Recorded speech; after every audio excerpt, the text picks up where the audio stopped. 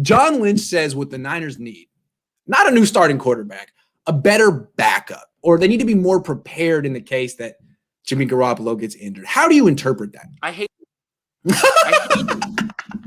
So the guy's gonna get injured?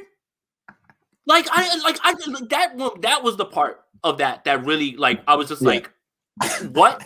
Like Dr. What? Yes. Dude. Sorry. We need to shore up the back end because if he's not there, so you already kind of have in your mind a percentage that he's gonna get hurt again. Yes. You're paying $27 million to a guy that you don't know can play? Yeah. That's the nugget that you need from that. Yeah. What the hell is going on, bro, dude?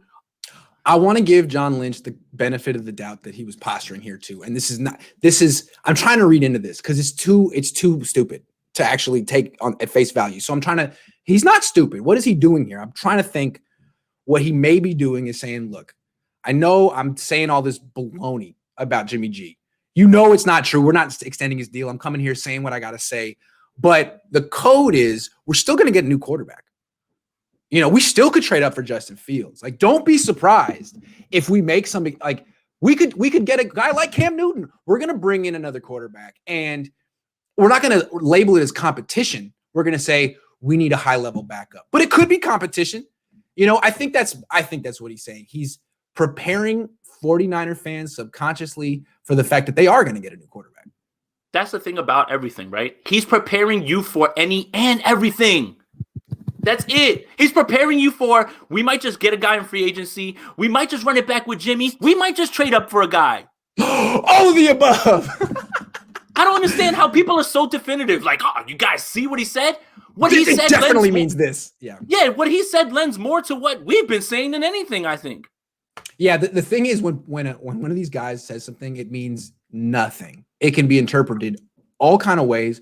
But I'm just saying, to me, he's definitely leaving open the door or suggesting we're going to get a serious backup. We're going to get a serious new quarter. It's not going to be CJ Beathard. It's not going to be Nick Mullins. It's not going to be Josh Rosen. There is going to be someone new, probably a rookie, maybe with that 12th pick. That's how I'm interpreting it. But again, I could be way wrong. That's maybe what he wants me to think. And if the backup is Fitz, I genuinely get concerned that he will outplay Jimmy Garoppolo. If the backup is Fitz, he's going to Nick. Here's the thing. The reason I've always been so high on Nick Mullins is he always outplays Jimmy Garoppolo. Jimmy Garoppolo is not a good practice quarterback. He's always had this it factor when the games start. That's what they've always said about him. No question about it. Because with Nick Mullins' case, he can get a little tight during the game. I mean, that first overthrow against Philly is it was the first thing you pop. It's like the wheels went off the rails after that. No doubt. And Jimmy is the opposite. Like, he could care less when he's on. I don't care. He could throw a pick look at his face. His face is like. That's good, though. I mean, honestly, you need to have a short memory like that, and you need to go right back to gunslinger. So I will say that he's a gamer. There's certain guys that are gamers, and there's certain guys that are practice players. That's it. But Fitzpatrick's a gamer as well, and I get the feeling he's also pretty good in practice. So God forbid the Niners bring in someone who can actually compete with. I mean, Andy Dalton might beat him out. I've seen this guy for years. All right, that one is the one. I've never seen Andy Dalton practice, but I'm getting scared about that one. That one's the one that makes me really nervous. The Dalton one. I get what you're saying because it's cheaper, right? And his game is closer to Garoppolo's, right? Like, it's almost the same thing. You kind of know what you're getting. There's something about him that is just like, I don't think. I mean, again, though, I should say this though because I said it earlier. You shouldn't be looking to win a Super Bowl if Andy Dalton's your starting quarterback. No, it's the hair. It's the hair too. I mean, he's the Red Rocket. It's always got to be the hair. Name me one ginger who's ever been a successful quarterback in the NFL. Can't do it. I mean, you just can't. So sorry, it's the ginger rule. The ginger rule. The ginger episode of South Park is definitely one of the best ones. Dude, I can't believe you're a South Park fan like that, man. I love South Park. I've seen all the episodes, man. My mom wouldn't let me watch it when I was in 4th, 5th grade. Me neither. So by the time I got to middle school, I used to tape the episodes so I could basically memorize them. Jesse says, my scenario drafts Slater at 12. I'm cool with that. Let Trent walk. I'm cool with that. Sign Villanueva. Ooh, so we're replacing Lynchy too. Now you got my attention. My question, can you kick McFloppy inside? Hell no. You can't. He's absolutely too tall. Not. He's too tall to play guard. That's the issue. He's already too high a tackle, exactly. In his technique. Yeah, so you better off moving him to tight end. What the thing with Slater is that I think he's going to drop because people are whispering that short arm thing. And really? He has short arms, How short? I don't know. I can't tell you, but I know that that's the narrative right now out on him. And again, when we talk about draft quarterbacks and things like that, there's things being leaked about every single player in this draft. The draft drop stock. So like this is what we're talking about when we say smoke screens. People are paid to say things. People were paid to hype up Mac Jones at the Senior Bowl, even though he wasn't good. Even though I am coming around to him, I'll give you that. I am coming around to him a little bit more. I really am. I'm on a roller coaster with him. I like his anticipation, but I can't get over the fact that he has 0+ traits. 0. Not That's one. the thing, right? That's always been my complaint, that he's safe. But you shouldn't take that as a not as his a, size, as a not his mobility, not his arm. I mean, that's why when I was on last night with this dude Jesse Naylor, he compared him to Matt Leinart, and I was like, oh, I see that. I know exactly what you mean. You know, Leinart was the man at USC, and he threw downfield. He looked great, but when he got to the NFL, he was like, oh my God, his traits are so mediocre. It's gonna and he failed. But that was the only reason he failed. He was like not committed. He told teams when coming out that he was going to be a crossover star, that he was going to be an actor as well. I don't think that was the right approach, Matt. He had one good half against Chicago when Dennis Green. When they let him off the hook. Yeah. I remember that. It was so good. You know, I interviewed Dennis Green like 2 months before he died. I got him on the phone. I was doing a story. I was pitching to Sports Illustrated about the West Coast offense that they never took. And I interviewed Sam Weish, all the old Bill Walsh disciples. And I had him on the phone for 15 minutes, and I had the recording, and I deleted it. And he was so helpful. He went through all the stuff about what makes the West Coast offense, and the 3-step drop and the 5-step drop. And he died 2 months later. It was a very weird feeling. But I mean, at least I got to talk to him before he died. Also, I talked to Keith Fonhorst. He was the right tackle, or one of the tackles in the Niners back in the 80s. I called him the day that Dwight Clark died. I wanted to get a quote from one of his teammates, and he hadn't heard. So I broke the news to Keith Fonhorst, and then a few weeks later, Keith Fonhorst died. It was the craziest thing. I don't know how we got to this, but it was things that I remember about. Things I remember. And that's the thing, like, you know, this kind of leads to what I was talking about, right? You said you learned something from Dennis Green, right?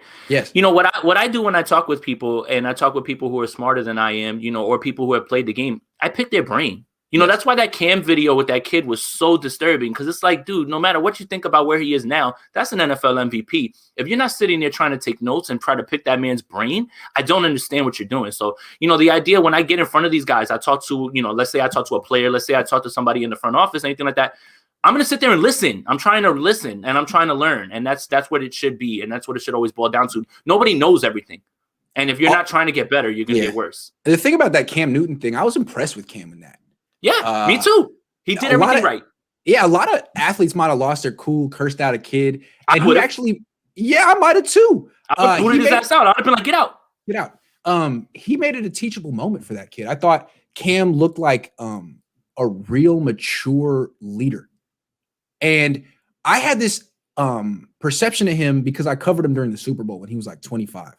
I thought he was a straight up diva. I mean, that's his worst moment. Yeah, I always, like, the whole week leading up, he seemed like a diva. And then when he lost, I didn't like the way he handled it. And that was my perception of him. He was a young man.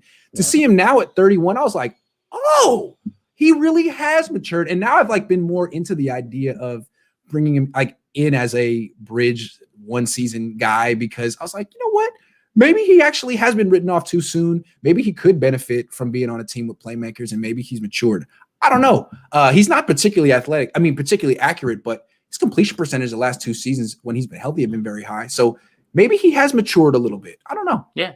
And you know, I've been a Cam defender since day one, right? Because people jump on Cam for anything. And this is what I was talking about painting him as a villain all the time. People jump on black quarterbacks for anything. Thank you for saying that. You know, but that's my thing. It's just like, dude, you know, the whole time going into that Super Bowl, I had been defending him. He was crazy dancing all year, doing his thing. He was out of his mind. He won MVP, deserved it. Absolutely. 15-1. But you have to show more grace there at that moment. That was the time where I was like, man, now I can't defend you now, because that's something that you and it defined him. It was his moment on the big stage. He's never going to make it back. It defined him. So it was interesting. Like, I wasn't even checking in on, I don't care about Cam Newton's maturity. It's like you're yesterday's news. But to see that, I was like, oh, wow. I didn't think he had that in him. He's clearly, I don't know if Jimmy Garoppolo, it took a lot of poise to do that. He seemed like, I don't know if I could have done that. And I'm older than Cam Newton. That was very, very impressive. And it looked like, this is a guy who could be a coach later. He has that kind of, it's like, I don't want to ruin this kid's life. I'm going to make this a good moment for him, and he'll respect me more for it. I really like that. And if the Niners bring in Cam, I wouldn't be against it. That's all I'm saying. I'm not against it either. It's just, I listed them out. So Fitz, Cam, and Dalton, I'd say. I'm with you on that. Should the Niners pick up Chris Olave in the year's draft if he's still available? I'd love that. There's a lot of great receivers. Yeah, there's a lot of great receivers. Rondell Moore met with the 49ers too. He's another name that's out there. There's a few. Amari Rodgers is somebody that could be had later on. There's a lot of good receivers in this class. Marquez Stevenson. There's some guys here. So I'm not against it. That's not a pressing need in my mind. Yeah, it's not. But if you bring in a guy and he's cost controlled, right? We've seen, unfortunately, as much as I love him, Debo can't stay on the field either. And the thing about Olave, what I've seen, is that he seems like a lot like a Pettis type of receiver. Like, not that that's a bad thing. It's just like it's all alligator finesse. arm over the middle. No. Just intense. The upside is the route running and the finesse. And I think the Niners have kind of evolved away from that. They got scared off by Dante Pettis, and they look for the guys who are big bruisers after the catch, almost guys who break tackles. That's a good point. I mean, and that's the thing, right? Like that's it, right? So like Debo, Ayuk, those guys have yards after the catch. So I think he's learned Olave's from that assessment. Yeah, he's really good though. He reminds me of like a good Dante Pettis. His route running is sick. He's super good. Yeah, he's really good. If Atlanta trades up to 2 to get Wilson, do they have to let me play week 1 at what? Sidney Curry? They have to let him play. So I think he typed let him play, let him play, and then change it to do they have to let him play week 1 and let Ryan walk? The problem is that if they cut Matt Ryan, that dead cap is gross, right? Do you have that up? Like what it is? Hold on, let me get that real quick. I think he's more movable after June 1. Right, all these guys are. Right, like everything's after June 1 and anything like that. But there's like, he has a massive cap number. They could sit and let him learn. That wouldn't be the worst thing for Zach Wilson to learn behind Matt Ryan in an offense that he's going to be in, which is a Shanahan-style offense with Arthur Smith. So it's not the worst thing in the world to have that happen. I just don't know the cap numbers and how flexible they would have to be when it came to something like that. You pulling it up? Dude says clean-shaven Grant is way more harsh. The reason I'm clean shaven is I usually just shave with like a clipper thing, but it broke halfway through, like 10 minutes before I was supposed to go live. So what would you do? I didn't have a choice. I do feel like I look 18 right now. I had to go full shave. I feel like I look 18. That's why I don't go baby face, because I get carded still. I'm like, man, I'm 33. Come on. Yeah, stop. Happens to me. It doesn't happen anymore, because I go to the liquor store with a mask on now, and nobody's checking IDs. It could be I could be 17. Nobody would know. That is hella true. All right, man. I gotta let Jason go. It's been an hour. He's always very generous with his time. Jason, thank you very much. Did you get some new subscribers on your YouTube channel this week? I did. I think and we could let it out here. I think next week I'm pulling together a pretty big roundtable with a lot of heavy hitters from 49ers Twitter. So that could help a lot too. And I'm talking about you. I'm trying to get on that. Yeah, so that should be fun. I'm in the process of pulling it all together and making sure the schedules work. But yeah, I mean everything's been good over here.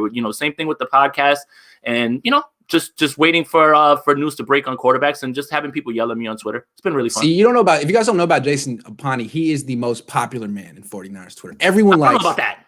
Everyone likes Jason, and so what Jason can do is he can bring people together. Yeah, and I think that's pretty cool.